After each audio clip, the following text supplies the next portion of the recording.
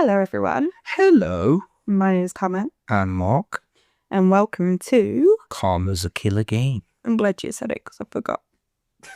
I'm so tired. Today we're going to be discussing episode 5, which is called A Fair World. This episode picks up directly after the last one. We see Gi-hoon's team are struggling with the tug of war game, and they follow through with the plan that they had, which was to take 3 steps forward and then we pick up kind of there. That's where the previous episode left off. So they do that, they take 3 steps forward, and the other team, because they're obviously pulling back on the rope, they fall backwards. And then when that happens, Sang-woo yells, "Now's our chance." And they all start yanking on this rope. And obviously the other team have fell over now. They're on the floor. So as they're pulling on the rope, they're dragging them closer and closer to this crevasse, this abyss that they're about to fall into. They manage to pull them over the edge. The other team fall, but they're still connected via this rope. So unfortunately, that does mean that Gi-hoon's team, being, 2 women, an old man, and then a few stronger men, get pulled. The weight of the people hanging pulls them closer to the edge. Which would make sense because all the weight is literally on the rope. Yeah, and they're about to get pulled off the edge when it's like the guillotine, isn't it? The guillotine suddenly slams shut and cuts the rope, and the opposing team fall to their death. We then get a really cool overhead view of all of Gi-hoon's team sort of just lying on the floor, and they all look absolutely exhausted except Il-nam, who looks absolutely over the moon. He's kind of lying there on the floor with this big smile on his face. That did make me giggle. I've literally put in my notes that old man is grinning like the cat's got the cream. That's so funny. Proved himself right, didn't he, with this little strategy. Quick thinking from Sang-woo as well to think of the 3 steps forward to get them off balance. Yeah, that's quite cool. Really cool technique. So we then get the show intro, and then after that we see the team in the elevator that brought them up. They're now going back down. We see that Gi-hoon's hands are burnt to fuck with rope burn. The new girl, I can't remember her number or name. 240. She's taking the piss out of one of the members of the team, 244, who is a religious guy, and he's praying, obviously thanking God for them winning that game. The new girl is obviously some kind of anti-religious person, because she starts saying you shouldn't be thanking God, you should be thanking Sang-woo and Il-nam. They're the ones that came up with that cool technique and the strategy. The religious guy says no, it's because of God that they made it through, and she mocks him by praying and talking about how in a fake prayer to God, saying thank you very much, we've sent more people to your... I like her. She's just got the balls to say what everybody's thinking. Yeah. After they get off this elevator, they walk past. Well, when she's taking the piss, Sabiak tells them to be quiet. Yeah. And 240 is saying, "Oh, you're on about me or him?" And she's like, everybody, just be quiet. Well, they just killed a ton of people, essentially. But so all of them feel remorse, apart from like the praying guy. I don't think he feels remorse. That he doesn't want to go out. Yeah, he's asking God for forgiveness, isn't he, for what they've done. But yeah, I thought it was quite weird when they get to the bottom of the elevator and they're still quite high up. They go through a door onto a platform, don't they? Where you're down. And they walk past, I guess, as they're coming out, the other team are going in, the ones that are now going to have to play tug of war. They looked really close to the edge, like one team could push the other off. I did think... I'm shocked that they didn't, but they would have been the same when they passed penis space in the last one. So we then see Gi-hoon's team being brought back to the common room, and 101's team is already in the common room, and they're having a right laugh with each other. And they look quite shocked when Gi-hoon's team come in, which I think I would be as well, because the team they were kind of against were big, strong men, and obviously they'd made it through. And I don't think 101 was very pleased to see 212. No, they gave each other such dirty lot. Yeah, he was 100% hoping that she would die. Yeah. We then see that the guards, this is presumably after the tug of war game has ended, with all the teams having won or lost. We see the guards washing the floor down where all of the people will have landed when they fell, and all the blood's being cleared away. I'm surprised you forget that there is a cleanup that needs to be done. Yeah, I think it's because we don't see it that often. We see the bodies being moved, but that's it. We don't normally see that the sand is being swapped with new sand. And yes, it's weird, but thinking about it, if you were to have this sort of big, game then yeah, there would be a fair bit of maintenance needed. You would have to repaint, walls when they've got bullet holes in, or clear all the blood off the slide in the playground. Replaster the walls. Yeah, replaster the walls, and yeah, make sure you got a shit ton of ropes to use for the tug of war. By the looks of it, this isn't the first or last time it's going to be played. So as they're clearing the blood up, we also see that the bodies of the people that have fell from the tug of war are being packed into those familiar black and pink boxes, and they're being taken off to the incinerator room. We've seen the doctor harvesting organs, and at this point, we kind of see how the bodies are transported from the incinerator room to the operating room. And what happens is the boxes that have had a red cross drawn on them by the guard, they're put into the incinerator as if they're about to be fried. And a button is hit, and the bottom of the incinerator just opens. The gift box that the body is packed in falls through, slides down a thing, and ends up in the operating room. Then they actually set a light so nobody knows. Yeah, then they turn the incinerator on so it looks like the incinerator is working and doing its job, which makes you think that maybe not everyone is in on this little scheme that they've got going. But I think you already knew that because of the hiding the cameras, because they deleted the videos from the last time, didn't they? Yeah. And they had to sneak them out and stuff. So I think we already knew that not every guard is aware of what's happening. Yeah, so we spoke before about how it seems like the guards have their own set of rules that they have to follow as well. So it looks like these guys are possibly breaking the rules. Yeah. We see one of the bodies get taken out of one of these boxes that has a little red cross on, and the guard tells another guard to go and get the doctor. Back in the common room, we see a conversation between Gi-hun's team and the 2-on-2 crazy lady. She's definitely crazy in this scene. Yeah. She's talking about how great it was, how the technique that they had was fantastic. She compares leaning back to, she says it's just a film. She can't remember what. Wait, it's quite funny because she turns around to old man and she's like, what made you think of that? Oh, I bet it was a film, wasn't it? Well, Ilnam starts trying to talk about how when he was a kid, he used to play tug of war. And she cuts him off and goes, no, it was clearly from a film, doesn't it? Yeah. That film where and she does the Neo lean back thing from The Matrix where he's dodging the bullets. And she can't remember the name of the film. And Ali speaks up and goes, Matrix. And she goes off on one a little bit here and calls him an illegal immigrant.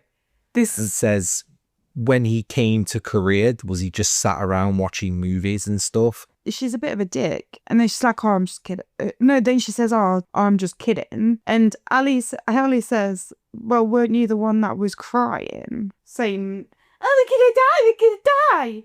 And takes the piss out of her. And she's like, I think we need to get him off the team. Yeah. She asks, it's almost like, I don't know, kind of like prison rules where you're scouting out the strongest people, because she asks like, who's the leader of this team? And Sang-woo speaks up and says, none of us are the leader. We're all equal here. Gi-hun then calls her grandma.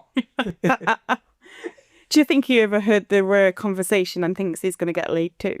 Oh God, I hope not. Me too. But Gi-hun calls her grandma and says, what were you kicked off of 101's team for? And I did catch the next bit. Does she say that she left of her own accord? Yeah, so Crazy Lady said that she left Penis Face's team because she didn't want to be around him and they were weaklings and she wanted to join a bad team. But then they do also speculate, they don't believe her for a second that she left with her own accord. Well, but they also then say 101 seemed to know what the game was going to be and they cut you off because of it. It was Sang-woo. Sang-woo said, well, what I actually believe happened is Penis Face and his gang had heads up of what the game was going to be next, which is why you got kicked off the team, because they wanted all strong men. Yeah.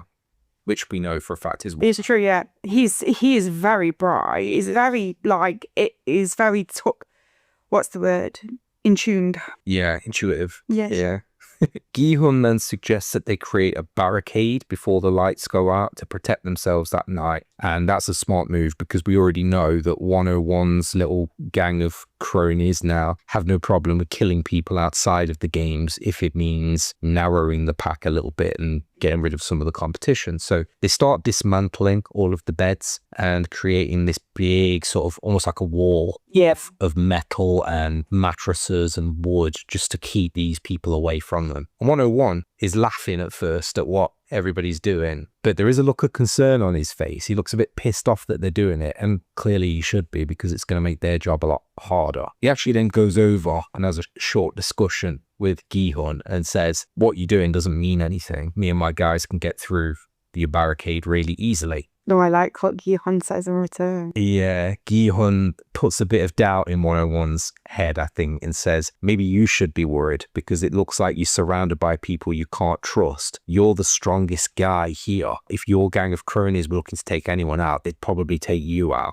Yeah. You'd be at the top of their list. And he says, when the fighting happens, he would be the one with the target on his back, essentially. Yeah. And this is enough to put a bit of doubt in 101's head because when he then goes back to his little group, one of them comes over, player 278, and asks, who are we going for tonight then? Who's the first person we're taking out? And 101 replies, let's take the night off. He says we need to just conserve our energy, get as much rest as we can. And then he asks where the doctor is. So at this point, the doctor's obviously been taken to go work on one of these bodies. And one of his little cronies says the doctor has said he needs to go and use the bathroom. Now, 101 at this point knows that the doctor is being fed information, keeps being taken somewhere. So he obviously knows that he's been once again taken by the guards to go do something. But I think he's also worried about what the next game's going to be and he wants to know. He doesn't like the idea that somebody knows something he doesn't. And obviously the doctor, when he's away, is going to find out what the game is before he does, and he can always change his mind and choose not to tell him what the game is. Yeah. He doesn't like somebody else having the upper hand over him. No. Gi-hun and his team then say that they should keep watch through the night. They need to kind of do it on a bit of a cycle. They've now got at least 10 people because everybody that was in the tug of war game, even though they kind of made that up of a mishmash of different people they could get their hands on, they are now all kind of banging together as a bit of a team, and there's 10 of them. So Gi-hun says they should try and stay awake through the night, maybe do it on a rota. And Il-nam says he can do it because he's old and old people don't need much sleep. Have you noticed he's repeating himself a little bit? And someone cuts him off on the team and says, are we really going to put our trust in this old guy? He'll probably fall asleep. I think it's that 244. Do you know the one that was praying in the left? Yeah, the religious guy. Yeah, he seems a bit of a different guy. But basically, he says you can't trust Il-nam with this. So then, Sang-woo suggests that they have a rota, but it's 2 people staying awake together through the night. That way, if one falls asleep, the other can wake them up and vice versa. Yeah. They decide it's going to be Sang-woo and Ali first, pairing up. And then Gi-hun says he'll take over. And then Il-nam says, and I'll go with Gi-hun. We then see that the guards have ended their day. They've all been dismissed and they're all going back to their rooms. We've got that familiar robo voice saying, congratulations on a good day's work. It is now time to go to bed. 28 and 29 don't go.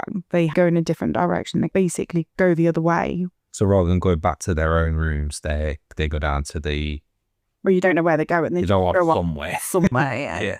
So back in the common room, the lights had now gone out. Ali and Sang-woo are keeping watch, and Ali offers his corn, which would have been what they had for, or they were given for dinner that evening. He offers it to Sang-woo. Sang-woo's quite dismissive at first and says, I'm just trying to survive. But Ali then points out that Sang-woo also gave him bus fare before they got to the second time coming back to the Squid Game's place. So I think Sang-woo's trying to play it, really cool and cold. And Ali is almost peeling away those layers a little bit, kind of saying, well, you're not just a heartless motherfucker to survive because you gave me bus fare. You've helped me twice now. Please let me reward you. Yeah. But you also gave him food as well, didn't he? For breakfast. He gave him, yeah. His breakfast, and then Gi-hun gave him the milk. Yeah. Because they said geniuses don't need to eat much. Where to get this logic from, I have no idea. Old people don't need to sleep and geniuses don't need to eat. Well, I'm old and smart and I sleep all the fucking time and I eat all the time. Oh, baby, you're so delusional. Not about the old, though, just the smart. Ali and Sang-woo have a bit of a heart-to-heart, and Sang-woo asks a bit about Ali, and Ali says that he's 33 years old, so we learn his age here. Sang-woo asks why he came here. Ali says, well, I came to Korea to make money. And Sang-woo says, no, I don't mean career. I mean, why did you come back here? And Ali says, again, for money. Yeah. He talks about his family. He talks about how he's got a mom and dad back in Pakistan who he cares about. And he's also got a wife and son. And we find out here that his son is 1 year old. He looks a lot younger than that. I was going to say he looks loads younger than that. Yeah. Maybe he means like coming up to 1 or something like that. Or he could just be a small 1 year old. Yeah. Because you think when our lad was 1, he was in 18 to 24 month clothes. So he was more like a 2-year-old than a 1-year-old. Yeah. So Ali then asks Sang-woo, what about you? Why did you come here? And Sang-woo says, same as you. And I thought for a second that Sang-woo was going to lie to Ali and say, I've got a wife and son or wife and kids as well. And I thought, because Sang-woo's been quite wily, I thought he was going to make out that, you know, he's got a lot to die for as well, because he's figured out that, you know, he needs to try and get some kind of sympathy from Ali, get Ali on side, get Ali looking out for him. Because when you look at the two next to him, But you can't do that when Gi-hun's there, and exactly, Gi-hun will go, what? Don't have any No, you kids. don't. You've got a mother and that's about it. Yeah, and that's why I thought maybe Sang-woo was going to say something like, you know, it's a secret child that nobody knows about or something like that. Or No, I felt like they was actually bonding and talking. yeah, but when he said same as you, what he basically meant was I need money. I came back here because I need the money. So back in the incinerator operating room, we see that the doctor is hard at work and the guards are telling him that he's working too slowly. He's not working fast enough. And the doctor says, I'm really sleep deprived. That's why I'm slower. Sleep deprived and hungry. And then the guard says, well, that's why we gave you the heads up on the games and gave you extra food. So get to work. Yeah. Back in the common room, Sang-woo then wakes Gi-hun up. And it looks like Gi-hun's having some kind of nightmare. And Sang-woo does ask about it. But Gi-hun basically says, nah, it's fine. I'll just get up and ready to watch. 101 also at the same time checks on his watchman. Obviously they're almost working on a rota too, but they've only got one person at a time. So 101 goes over and asks about the doctor. Is the doctor back yet? And the watchman says, no sign of the doctor. It's really strange because he's been gone a while. Yeah, he's been gone for a long time at this point. So back in the operating room again, we learn that the doctor screwed up the last operation that they were working on, the last extraction, by taking out the eyeball of one of the bodies, but the body wasn't dead. They were alive and they were struggling while he was taking the eye. It was like the person that I was taking the eyeballs out was still alive. How do you expect me to work under those conditions when they're struggling? Yeah. And they say that there was a Chinese guy that busted the guard's balls because they obviously tried to sell him a defective eye or damaged eye. Back in the common room, Gi-hun has, while he's keeping watch, he has some kind of flashback / daydream. He has like PTSD, doesn't he? Yeah. He has flashbacks, I think, to something that he brought up with his wife in that argument about why he couldn't make it to the birth of his daughter. Yeah. Back then, he said, I couldn't make it. That guy died, remember? And I think this flashback is to that moment. Yeah, it must be. Yeah, and it's what's kind of triggered this weird daydream vision is the fact that Gi-hun is sat behind a barrier and he's remembering a time where it looks like there's some kind of fire or smoke bombs or smoke bombs. It looks like smoke bombs. The way that the smoke just started filling, it looked like a smoke bomb had been set off and then guards were hitting men. Yeah, and it looks like... But they look more police officer than guardy, don't they? Yeah, so that's what Gi-hun is kind of having a flashback to. And then a man says something to him. What does he say? Can you remember? I have no idea. He says something to him and then he gets whacked on the head with like a baton and that's when he dies. Yeah. Il-nam then snaps Gi-hun out of his strange daydream. Yeah. He asks him what's up and Gi-hun says he was just thinking of the old days. Gi-hun says that the barricade they're behind reminds him of a strike that happened where he used to work, where all of the staff were laid off. And he says it was some kind of vehicle company that they worked for. Yeah, it's parts company, wasn't it? The car part company. Yeah. Il-nam says that he remembers hearing about it and didn't some guy die?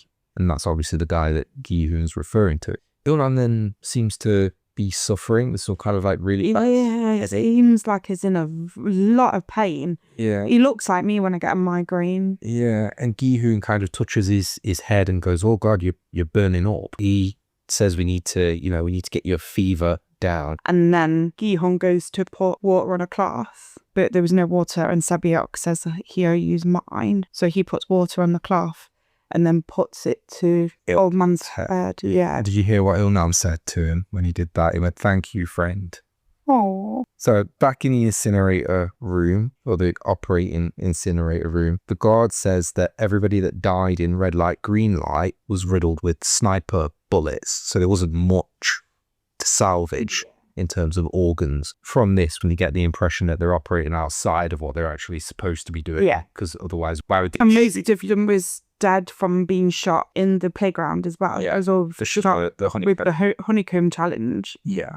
So this is the only one where they're not actually being shot. It's where they fell to their death. So something quite strange happens in the incinerator room with guards talking to the cop character, and they start talking about The cop is like, oh, that zombie, what did you do with its body?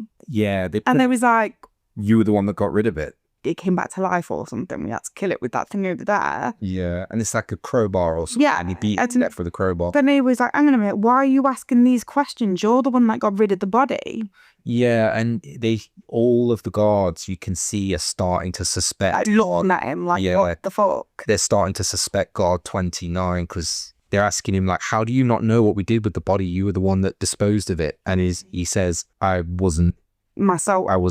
With it. You're not yourself. How can you not remember having to dispose of a body? And they're getting quite pushy, and we think that... So he's about to go for something in his pocket. Yeah. Guard 29 starts reaching for some kind of weapon in his pocket in a way they can't see. And we think, oh...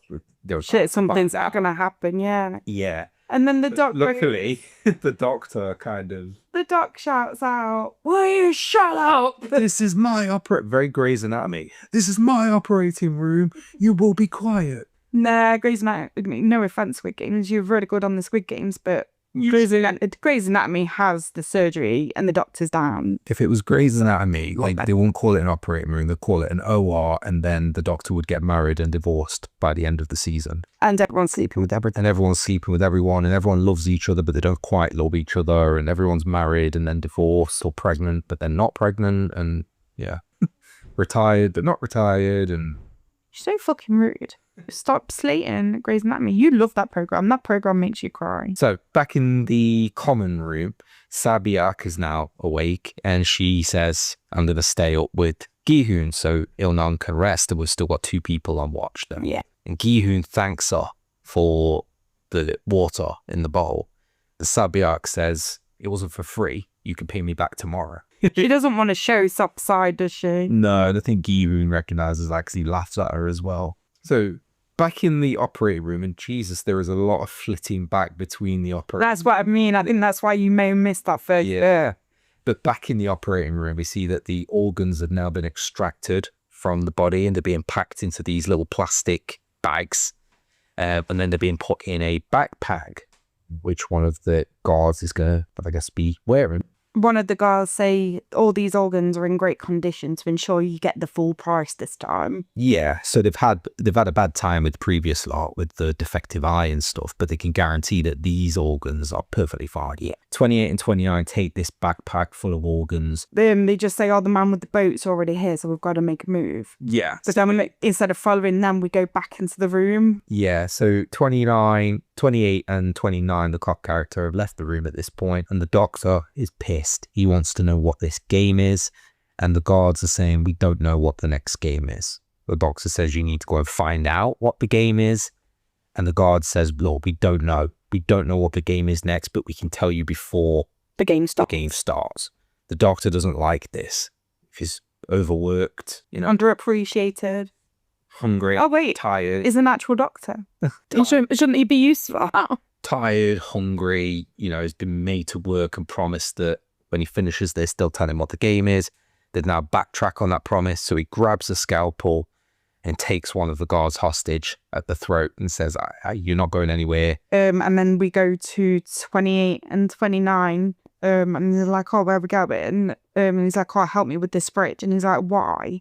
And they move the fridge, and that's where they see the secret tunnel. Yeah, so there's like a set of secret passages in this facility that obviously you've got to move a fridge. It's hidden behind there. And I did wonder at first, they do explain why they're there, but I did wonder at first, like, why are these secret passages here? Does the front man know about them? Did they make these passages? If they did, when? Yeah, and then, like, did you notice as well, when they were climbing out one of the one of the secret passage holes, it's a triangle shape? No, I didn't actually, but that's pretty cool. Back in the operating room, the doctor says he isn't going anywhere until he knows what the next game is. The guard says, okay, fine. This is the the guard that he's got hostage says, okay, fine. He can go, the other guard that's in the room can go and find out what the game is, but he can't get upstairs without my key. It's in my pocket. Yeah, it's the key to the control room. And the doctor says, you can't trick me. And the guard says, it's not a trick.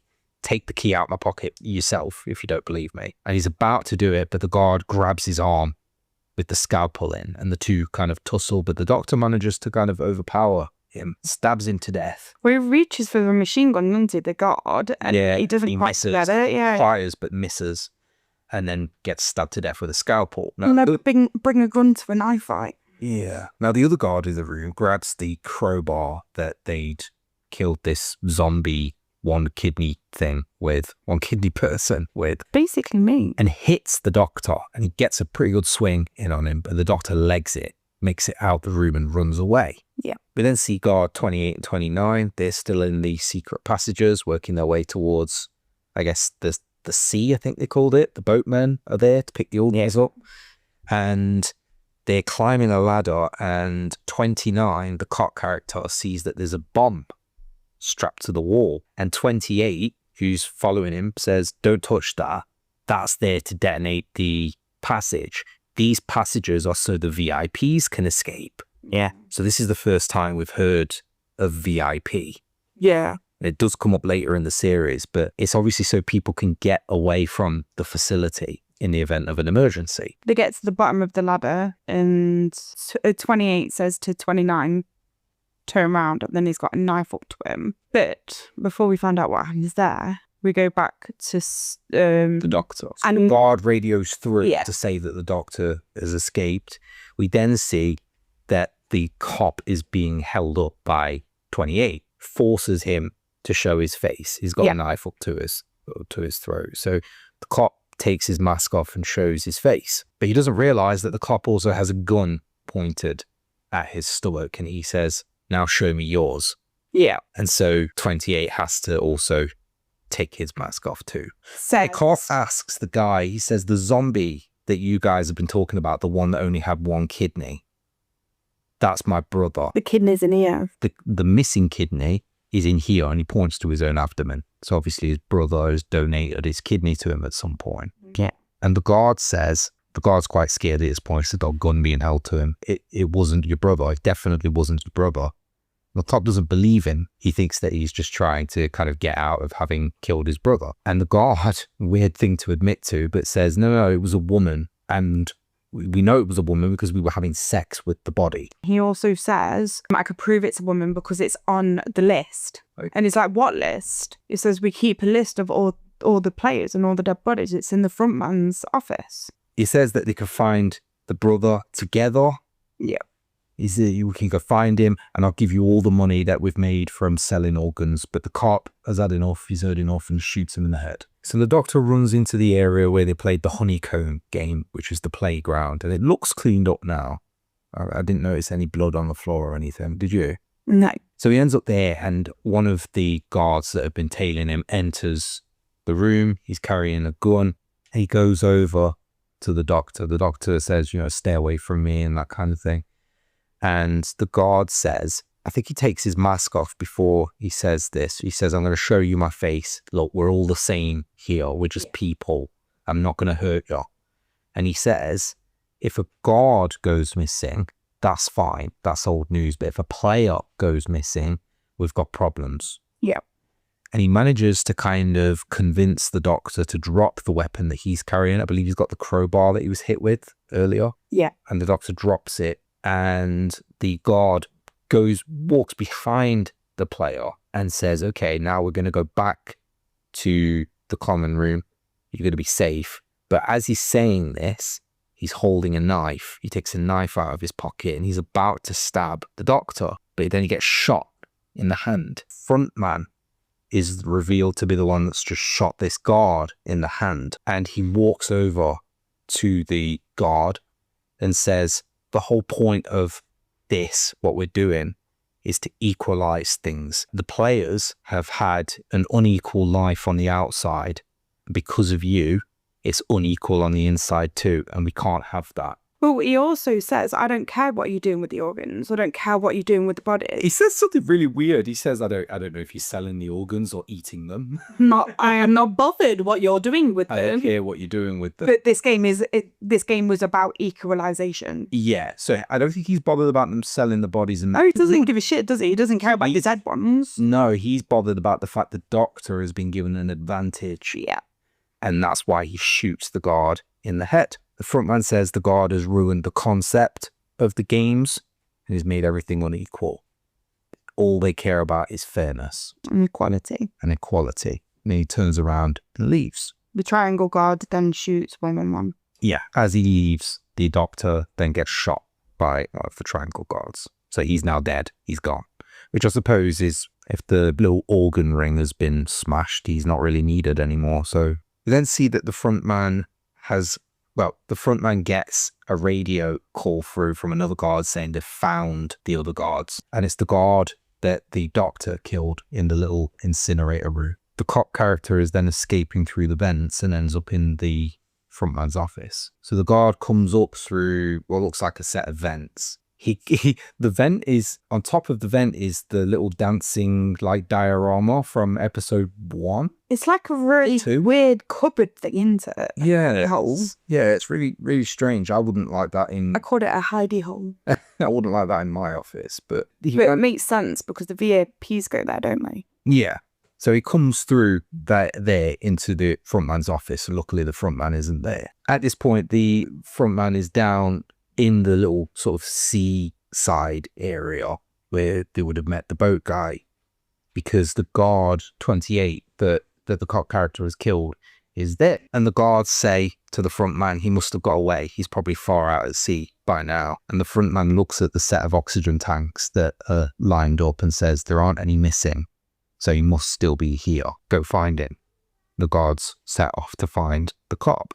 Yeah. The front man takes a knife out and starts digging around in the dead guard's forehead. He pulls out a bullet and is examining the bullet, and that's all we see of that bullet for now. At that point, an alarm starts going off, and that startles the cop character, who has now made his way down to like a filing area that comes off of the frontman's office, and the alarm is so loud that they also hear it in the common room as well. It's like a wartime siren type thing. For once, Ilnan looks anything other than fucking extremely happy. He looks absolutely terrified by this alarm going off. So the cop enters the file storage room and he's looking at all of the lists. Presumably he's looking for the list that the other guard mentioned of the previous players.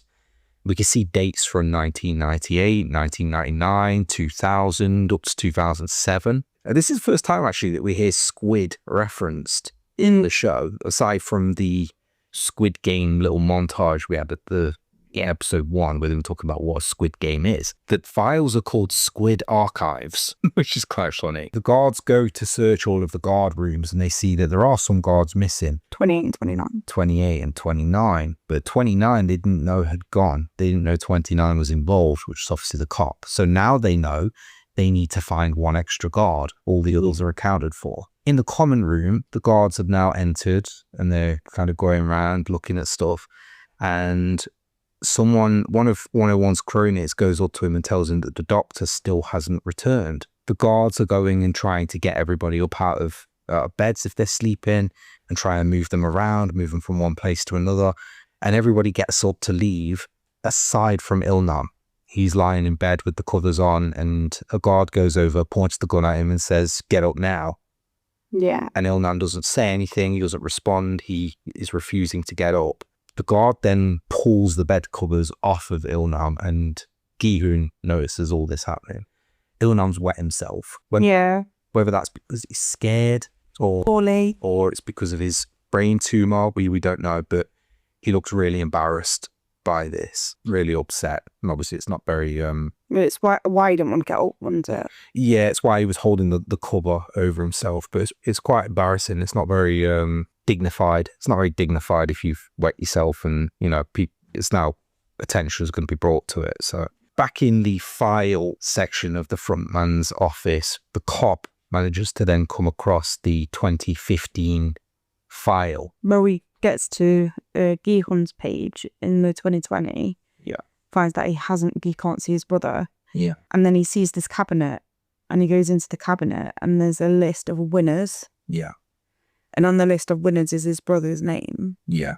And he realizes that his brother won Squid Games in 2015, and his number is 132. Yeah.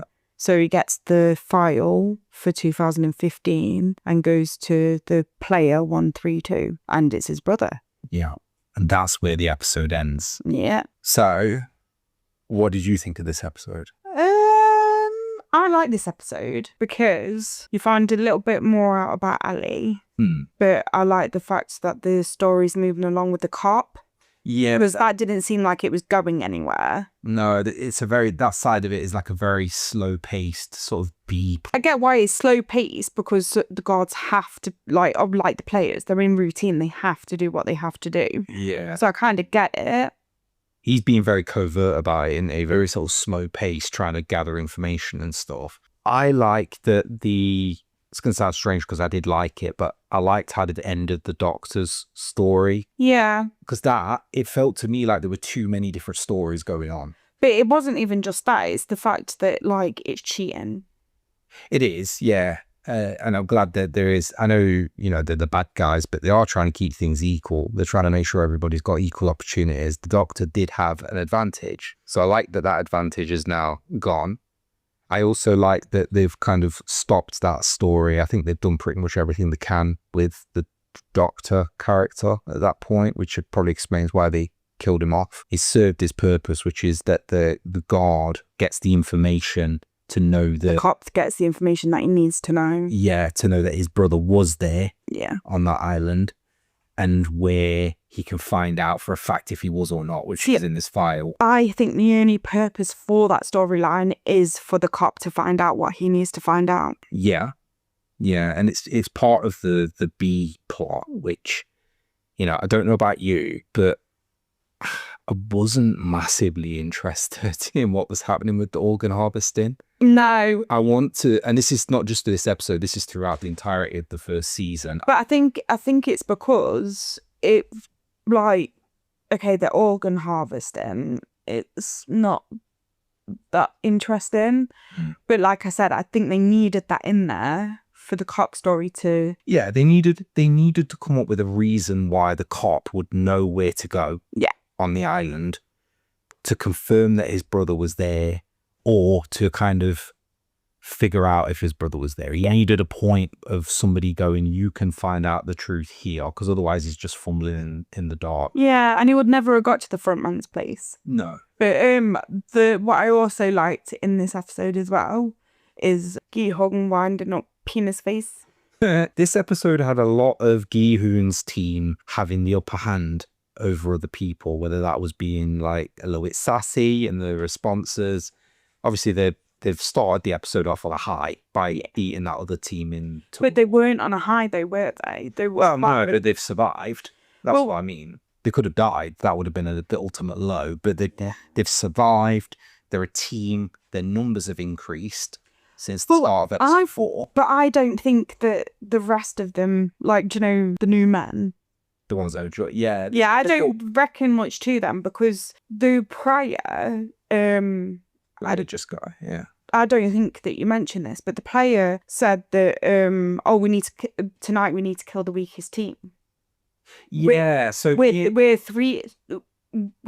the weakest because we've got three girls and an old man. We need to kill the weakest. Yeah. And 240 turned around to him and went, that's not very religious. That's not very religious of you, is it? He just seems a bit insane. Like, he turned around and goes, well, we're all sinners, aren't we? And it's like... Yeah, well, yeah, but at least we're not pretending that we're religious to cover up our issues. Yeah, but the thing is, I mean, let's talk about who's on Gi-hun's team at the moment then. So you got Gi-hun, Sang-woo, Ilnam, Ali, Sabiak's friend. No, I wouldn't say they're friends, because she's not want to have a conversation with her. No, the one that she brought in, that's 6.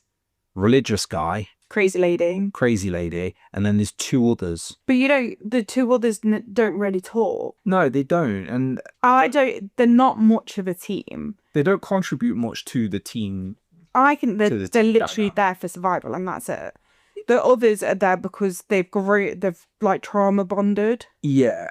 whereas the others are like the other the other three men are there because they want to survive, and 212 is there because Penis Face dumped her. Yeah. I mean, the other two, they barely have any lines. The religious guy and the new girl, at least they've got enough of a character that you can recognize who they are. Whereas these other two, they're practically nameless. Well, they are nameless. Well, we didn't even mention the names or numbers at all because we don't know their numbers because we didn't speak. No, they don't really contribute much. And even when we ran through that list in the previous episode, we were talking about how, Gi-hoon's the observant one, keeping an eye on the opponent. Ali's the strong, dependable one. At the back. Yeah. Then you've got Sang-woo that's the one that looks ahead. But there were a few that we didn't talk about. Like Sabiak wasn't really given like a, this is your... Well, it says that the players, you just yeah, but they were supposed to have, each of them they were trying to give them a role to sort of show that they're a team. But the other two guys, I don't remember them being in that lineup, but apparently they were there, They were there. Maybe they'll become more important. We don't know. But right now, they're just kind of there. But yeah. Nameless. Noveless and faceless. Yeah, I mean, this is just my personal taste, but I'm not too interested in the cop's story of trying to find his brother. Neither am I. I want to know what's happening in the common room. Yeah, it feels to me, and this is consistent across all 3 seasons, it feels like you want to know more about what is happening there on the field, in the common room, where the games are happening, where the danger is. Yeah. I know there's danger backstage as well, but we like Gi-hoon, we like Sang-woo, we like Ali, we like Il-nam. We want the games. We want more games. We want to know what's happening to these guys, the ones that are being forced into these games. And I think I said maybe in the very first episode, it feels like the games are the real star of this series. Yeah. When people think of Squid Games, they think of red light, green light. Red light, green light. They think of Honeycomb. They think of Tug of War. They think of Dachi. They think of some of the games I'm not going to name because they're coming up. But there's some very iconic games coming up that you think about more so even than Gi-hoon and Il-nam and Ali and all the characters. So that's what I mean when I say I feel the games are the real stars. Yeah. And then the tracksuits that they wear, they're the next stars. We need to get you some tracksuits so we can play the game soon because I've got mine. Yeah. But yeah, really enjoyed this episode. I feel like we say that about every episode, but it is so far a very enjoyable series. There isn't a single episode that's kind of frustrated me or that's made me not want to keep watching, really. I think the beginning of the last episode was a bit dull.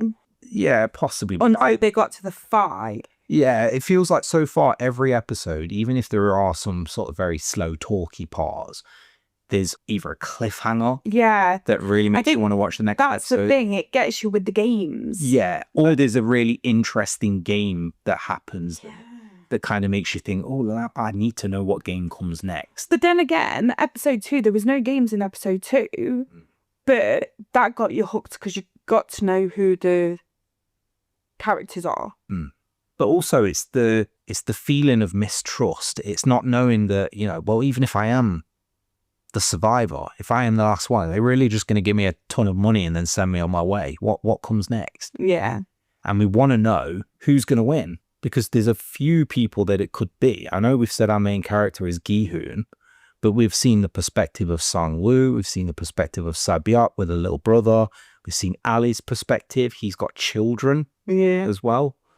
So there's quite a few people that could make it. We saw Penis Face as well, didn't we? Yeah, we've seen the stuff that happens with Penis Face. I doubt he wins, but I can't see it. Maybe like a villains sometimes win. Maybe like a fucking Marvel what if alternate universe where he wins. That'd be pretty cool. Really, really interesting series so far. And I could see why it was super popular when it came out. Well, we have 4 episodes left. Yeah. And the next episode is called, can you remember? No. We will be, after we finish season 1 of Squid Games as well, we will be taking a short break between season 1 and season 2. The next episode is called Gumbu. I think I pronounced that right. Gungangaboo? Gumbu. Is it episode 6? Yeah. We'll find out what Gumbu means in episode 6. It is quite cute what it means.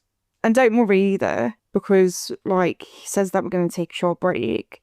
It's not going to be a 2-year break. No, it's not going to be a massive break. We will keep on. Well, 2 years, it's more like 5 years, isn't it? What we'll probably try and do, I don't know. I mean, Squid Games, this podcast is kind of my baby. So I decide the output rate. And I'm thinking at the end of every season, take a short break. Not massively, but maybe we can build up a bit of a backlog. Maybe put together some bonus episodes talking about certain things as well. Because there are things that have happened in previous episodes that I want to go back and talk about. Yeah. So knowing what we know now, there'll be things in episode 1 that, only become apparent in sort of episode 4. So we want to go back and revisit some of those. And if we don't do that in the form of bonus episodes, maybe we could do like a season 1 retrospective at the end or something, just discussing it. Now we've got everything. And discussing it as a whole from start to finish. Yeah. And then maybe when we've done all 3 seasons, because we are on the 3rd season now, we can talk about what we think of Squid Games as a series as a whole. Yeah. We'll see. But yeah, really good episode, really good series. I've enjoyed watching it so far. This is the 2nd or 3rd time that we've kind of rewatched it, and it never really loses its impact. I'm still really enjoying it. I am noticing things that I didn't notice before, and I think having to research things and be quite observant for this podcast is really beneficial for me. I feel like I'm enjoying the series more because of it. Yeah. I don't know about you. Do you feel the same? Yeah, I think this is only my 2nd time with watching it, because when you did it the 3rd time, I think I was listening to podcasts and stuff like that. Yeah, I think there was a time I watched it alone. Yeah. We will be back with episode 6, Gangnam Style. Gangnam Style. Hey. If you enjoy listening to Karma's a Killer Game and you like your TV, maybe you'll like our Charmed podcast. It's called Karma's a Witch. Yep. Carmel takes the lead on that one. Because Charmed is one of my all-time favourite TV shows, and I know that show inside and out. So if you want to hear a bit less of me and a bit more of Carmel, make sure you listen to Karma's a Witch. Really good series there. I'm watching it for the first time, fully, all the way through. So we've got a fresh set of eyes from me. We've got Carmel's sort of veteran perspective on this because she loves that series. Yeah. And then if you enjoy true crime, mysteries, conspiracies, anything that makes your skin crawl, creepy ass shit, you want Bad Karma. Bad Karma, the flagship podcast for the Bad Karma Network. It's our baby. And if you want to give suggestions on what to research, because we always want to know what people are interested in, then give us an email at badkarma, karma with a C, podcast@hotmail.com. Or you can comment on our Facebook page, which is Bad Karma Network, or you can comment on our TikToks, because we have TikToks, Bad Karma Network. You can also listen to us on Spotify, Apple Podcast, Amazon Music, and all 3 podcasts. All 3 podcasts are on our YouTube channel. And our YouTube channel is youtube.com/@Bad Karma Network. But we hope you enjoyed it, guys, and we will see you next week. Bye. Bye. Take care. Bye.